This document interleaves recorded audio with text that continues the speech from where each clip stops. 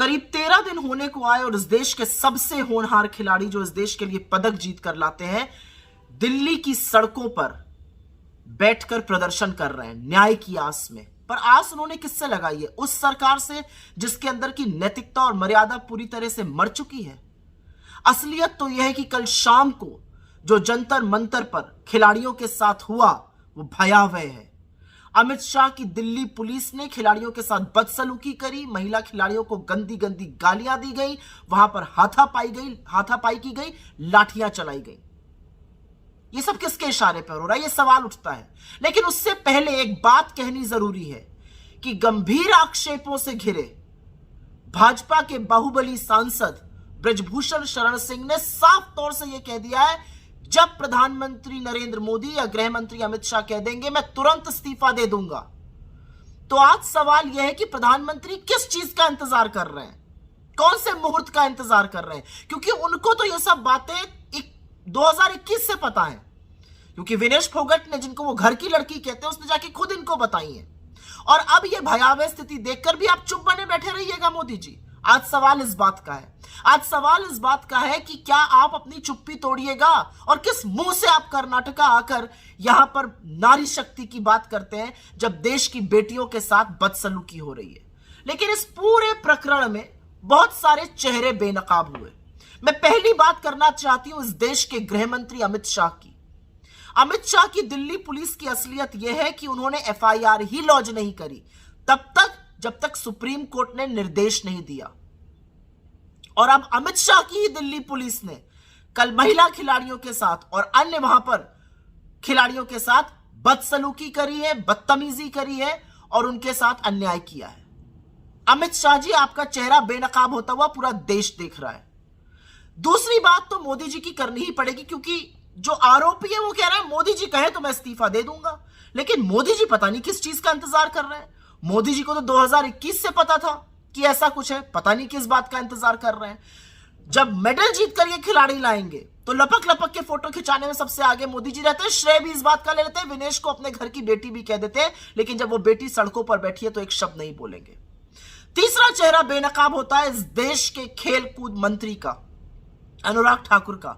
आप मीडिया के इवेंट्स में जाके स्किपिंग करिएगा, पुशअप्स करिएगा, और जो महिला खिलाड़ियों का आरोप है, जो आप पर वो सीधा आरोप लगा रही हैं कि आपने आश्वासन दिया था, उसके बारे में क्या कीजिएगा? आप गोली मारो के नारे जरूर दिल्ली में लगवा दीजिएगा, दिल्ली में वहीं पर बैठी हुई लड़कियों की टो लेने की आपने नहीं सोची अभी तक। और चौथा चेहरा बेनकाब होता है भाजपा की महिला नेत्रियों का, और खास तौर से महिला बाल विकास मंत्री स्मृति ईरानी का। उन्होंने तो मौन धारण कर लिया इस पूरे मुद्दे पर। वो गला फाड़ के तभी चीखती हैं जब राहुल गांधी का नाम आ जाता है, अन्यथा वो मौन धारण करके रहती हैं। पांचवी बड़ी बात करनी पड़ेगी इस देश के महिला आयोग की, रेखा वर्मा जी की। रेखा वर्मा जी ने आंख पर पट्टी बांधी हुई है। वो पट्टी वो तभी खोलती हैं जब विपक्ष के खिलाफ साजिश रचनी हो भाजपा के साथ मिलकर, अन्यथा वो कहीं पर भी किसी महिला के खिलाफ अत्याचार हो जाए वो एक शब्द नहीं बोलती है, कोई कार्रवाई नहीं करती है। विपक्ष का मामला हो दौड़ी दौड़ी चली जाएंगी काम करने के लिए। सारा रंजिश के तहत, साजिश के तहत वो काम करती है। छठा बड़ा बेनकाब जो होता हुआ व्यक्ति दिख रहा है वो है प्रियांक कानूनगो, एनसीपीसीआर के चीफ, जो राष्ट्रीय बाल अधिकारों का, बाल सुरक्षा का आयोग है, उसके चीफ।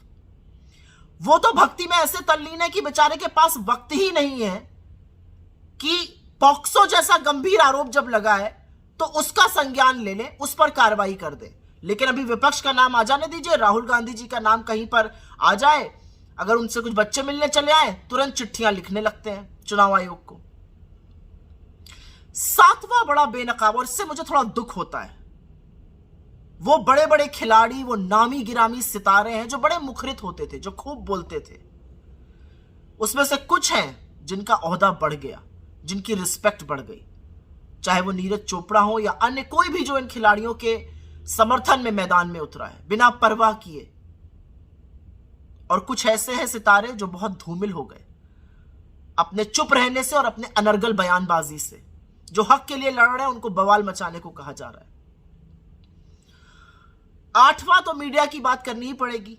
दयनीय स्थिति है मीडिया की, बेचारों को समझ ही में नहीं आ रहा है क्या करें। अब खिलाड़ियों के पक्ष में तो बोलना ही पड़ेगा, इतना प्रेशर है जनता का। ब्रजभूषण सिंह से भी सवाल किए जा रहे हैं, लेकिन मजाल है कि अमित शाह की दिल्ली पुलिस और अमित शाह से पहले दिल्ली पुलिस के रवैये पर सवाल करें या प्रधानमंत्री की चुप्पी पर सवाल करें, क्योंकि ब्रजभूषण शरण सिंह कहते हैं प्रधानमंत्री बोल दे मैं इस्तीफा दे दूंगा। मजाल है एक सवाल किया जाए कि प्रधानमंत्री क्यों नहीं बोल रहे हैं।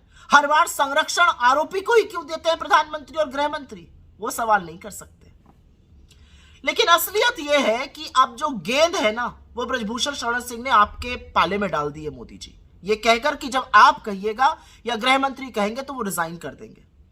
तो आप किस बात का इंतजार कर रहे हैं? क्योंकि यह देश देख रहा है कि न्याय और अन्याय की बीच की दहलीज में अब आप खड़े हुए हैं। आप क्या करिएगा वो बताएगा कि इस देश की बेटियों की रत्ती भर भी आपको फिक्र है कि नहीं। 13 दिन से ऊपर होने को आ गए। वो सुशोभित खिलाड़ी जो इस देश का गौरव बढ़ाते हैं, जो बड़े बड़ों को पटखनी दे देते हैं, जो लोगों को चारों खाने चित्त कर देते हैं, आंसुओं से रो रहे हैं। न्याय और अन्याय के बीच की इस दहलीज में अब आप खड़े हैं। क्या कीजिएगा मोदी जी?